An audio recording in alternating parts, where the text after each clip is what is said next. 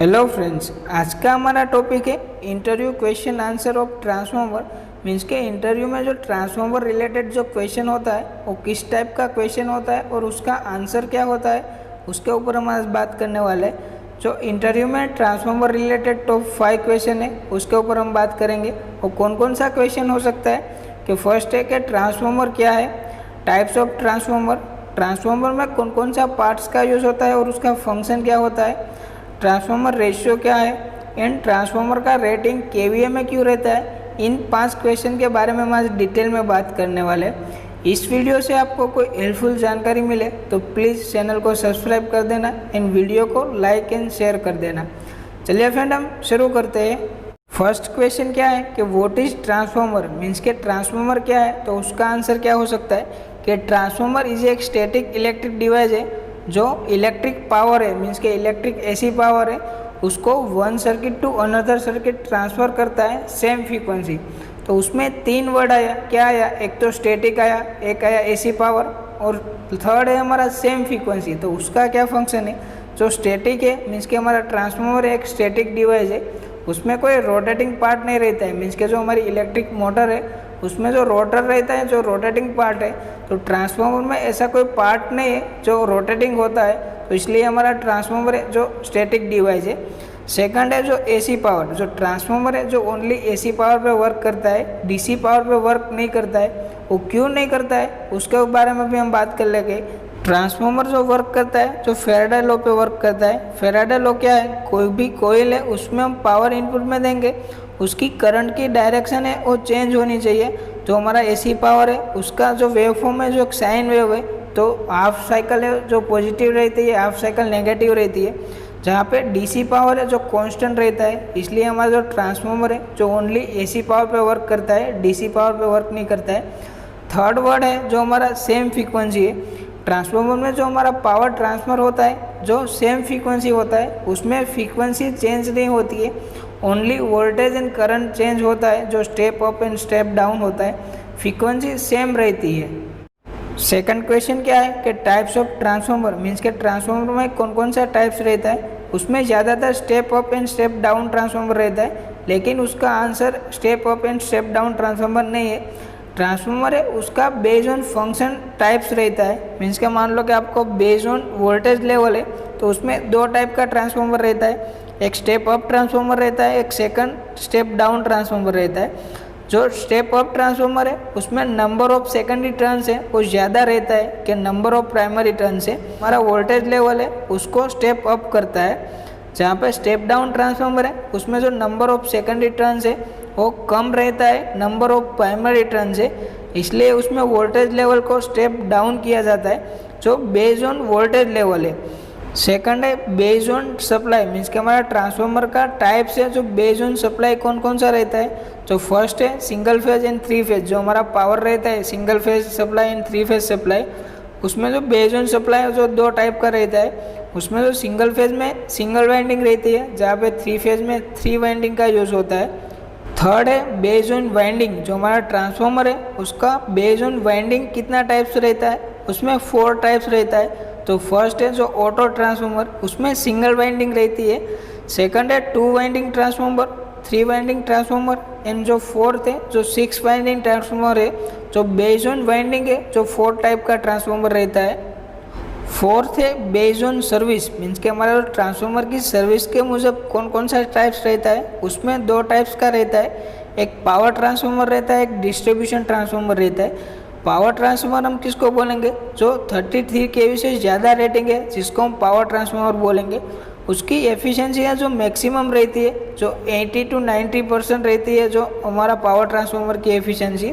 उसकी size and cost है वो ज़्यादा रहती है कंपेयर टू डिस्ट्रीब्यूशन ट्रांसफॉर्मर, जो पावर ट्रांसफॉर्मर है जो फुल लोड पे ऑपरेट होता है। सेकंड है जो हमारा डिस्ट्रीब्यूशन ट्रांसफॉर्मर है जिसकी रेटिंग है जो 33 kV से कम रेटिंग में रहती है और उसकी एफिशिएंसी है वो भी कम रहती है। डिस्ट्रीब्यूशन ट्रांसफॉर्मर की साइज़ एंड कॉस्ट है जो कम रहती है कंपेयर टू पावर ट्रांसफॉर्मर है। डिस्ट्रीब्यूशन ट्रांसफॉर्मर है जो ऑपरेट होता है जो 50 to 70% लोड पे डिस्ट्रीब्यूशन ट्रांसफॉर्मर है जो ऑपरेट होता है। फिफ्थ है बेस्ड ऑन मेजरमेंट, मीन्स के मेजरमेंट पे अनुसार ट्रांसफॉर्मर का कौन कौन सा टाइप्स रहता है। उसमें दो टाइप्स रहता है, जो current transformer and potential transformer. Current transformer means उसको हम सीटी बोलते हैं, पोटेंशियल ट्रांसफॉर्मर जिसको हम पीटी बोलते हैं, उसके हम डिटेल में बात करेंगे फोर्थ क्वेश्चन में। जो ट्रांसफॉर्मर रेशियो है उसके बारे में हम डिटेल में बात करेंगे। 6 है बेस्ड ऑन कूलिंग, मीन्स के उसमें दो टाइप का रहता है कि ड्राई टाइप ट्रांसफॉर्मर रहता है, एक ऑयल टाइप ट्रांसफॉर्मर रहता है। बेस्ड ऑन कंस्ट्रक्शन दो टाइप का ट्रांसफॉर्मर रहता है, एक कोर टाइप ट्रांसफॉर्मर रहता है, एक सेल टाइप ट्रांसफॉर्मर रहता है। इस तरह से बेस्ड ऑन फंक्शन ट्रांसफॉर्मर का टाइप्स रहता है। Not only step up and step down transformer नहीं रहता है, उसका फंक्शन के मुजब उसका ट्रांसफॉर्मर का टाइप्स रहता है।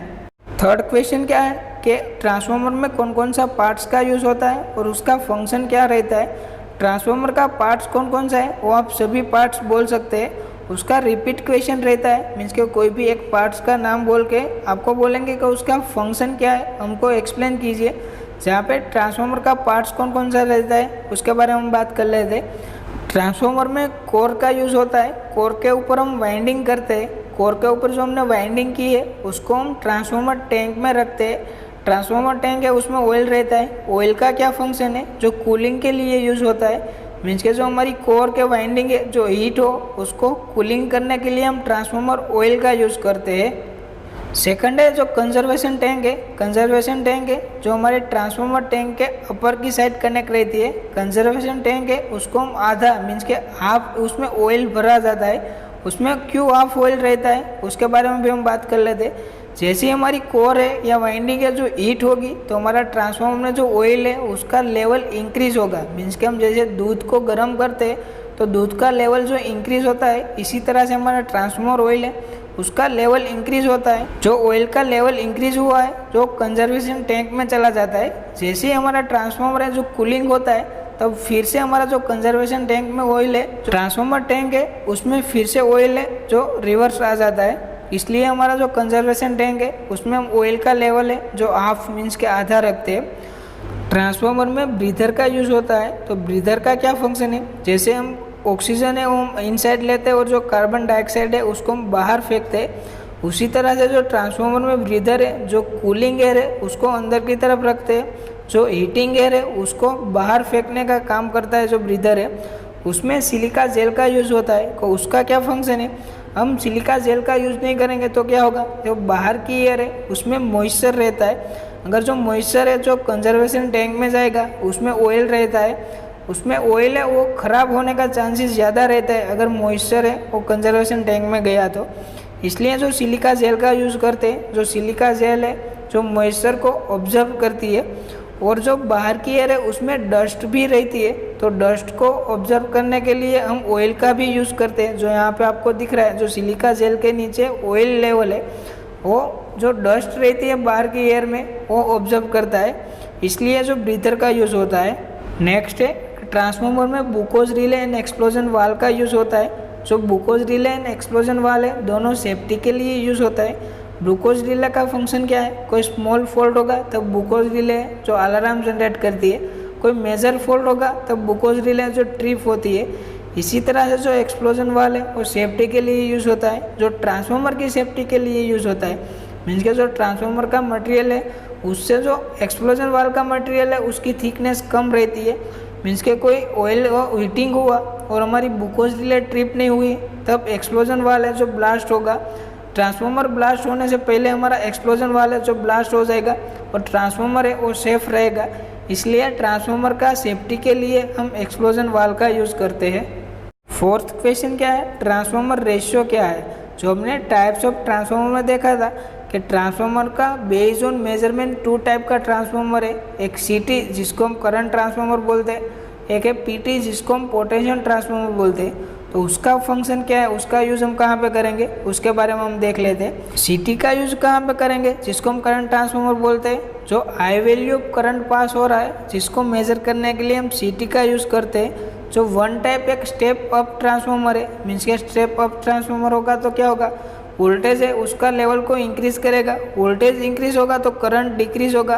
तो जो करंट डिक्रीज हुआ है उसको मेजर करने के लिए हम सीटी का यूज़ करते हैं। जो सीटी का यूज़ कहाँ पे हुआ है, जो हाई वैल्यू करंट पास हो रहा है जिसको मेजर करने के लिए हम सीटी का यूज़ करते हैं उसका रेशियो है जो 2 टाइप का रहता है, बट्टा 1 एंड बट्टा 5 रहता है। बट्टा 1 मीन्स के 100/1, 200/1, और बट्टा 5 मीन्स के 100/5 एंड 200/5 वो CT का रेशियो रहता है। मीन्स के उसका फंक्शन कैसा होता है, मीन्स के कोई ट्रांसमिशन लाइन है उसमें आपने CT यूज़ की है जो 200/5 की CT यूज़ की है, तो उसका वर्किंग कैसे होगा, जब हमारी ट्रांसमिशन लाइन है उसमें से 200 एम्पियर पास होगा तब हमारा CT है उस पर मीटर है उसमें ओनली 5 एम्पियर दिखाएगा। इसी तरह से जो higher value of current pass हो रहा है उसको मेजर करने के लिए हम CT का यूज़ करते हैं। इसी तरह से हम PT का यूज़ करते हैं, जो हाई वैल्यू ऑफ वोल्टेज पास हो रहा है उसको मेजर करने के लिए हम PT मीन्स के पोटेंशियल ट्रांसफार्मर इसका यूज़ करते हैं, जो 1 टाइप स्टेप डाउन ट्रांसफार्मर है। मीन्स के जो वोल्टेज लेवल को डिक्रीज़ करेगा, जो वोल्टेज लेवल डिक्रीज़ हुआ है उसको मेज़र करने के लिए हम PT का यूज़ करते हैं। PT का रेशियो क्या रहता है, बट्टा 110 रेशियो रहता है। मीन्स के 11 kV/110, 33 kV/110। तो उसका वर्किंग कैसा होता है, कोई ट्रांसमिशन लाइन है, मान लो कि 11 kV/110 है, जो ट्रांसमिशन लाइन है उसमें से 11 kV जब पास होगा तब हमारा PT का मीटर है उसमें 110 वोल्ट है वो दिखाएगा। इसी तरह से जो हमारा हायर वैल्यू ऑफ वोल्टेज है उसको मेजर करने के लिए हम PT का यूज़ करते हैं। जो लास्ट क्वेश्चन क्या है कि वाई ट्रांसफार्मर रेटिंग इन KVA, मीन्स के ट्रांसफार्मर का रेटिंग KVA में क्यों रहता है उसके ऊपर हम बात कर लेते हैं। यहाँ पे जो KVA है उसमें K है जो किलो है, मीन्स के 1000 से ज़्यादा होगा वहाँ पे हम K का यूज़ करते हैं। तो ट्रांसफार्मर का रेटिंग कहाँ पे डिपेंड है, जो वोल्टेज एंड करंट पे डिपेंड है। जो पावर फैक्टर हमारा कोस्फा है उस पर ट्रांसफार्मर का रेटिंग डिपेंड नहीं है। क्यों डिपेंड नहीं है कि हमारा ट्रांसफार्मर में हम कौन सा लोड कनेक्ट करेंगे वो फिक्स नहीं रहता है। जो हमारा लोड है जो 3 टाइप का रहता है, जो रेजिस्टिव लोड रह गया, inductive load and capacitive load है। तो हम ट्रांसफार्मर के साथ हम कौन सा लोड कनेक्ट करेंगे वो फिक्स नहीं रहता है। इसलिए जो मैन्युफैक्चरिंग कंपनी है जो ट्रांसफार्मर की डिज़ाइन करते हैं जो 0.8 पावर फैक्टर से करती है, और जो ट्रांसफार्मर का रेटिंग है जो पावर फैक्टर पे डिपेंड नहीं है। इसीलिए जो हमारा ट्रांसफार्मर का रेटिंग है जो KVA में रहता है। जो ट्रांसफार्मर रेटिंग है जो ओनली वोल्टेज एंड करंट पे डिपेंड है, इसीलिए यहाँ पर ट्रांसफार्मर का रेटिंग है जो KVA में रहता है। तो आई होप कि आपको पता चल गया कि ट्रांसफार्मर रिलेटेड इंटरव्यू क्वेश्चन में हम किस तरह से आंसर दे सकते हैं। आपको ये वीडियो कैसा लगा हमें कमेंट करके ज़रूर बताएं।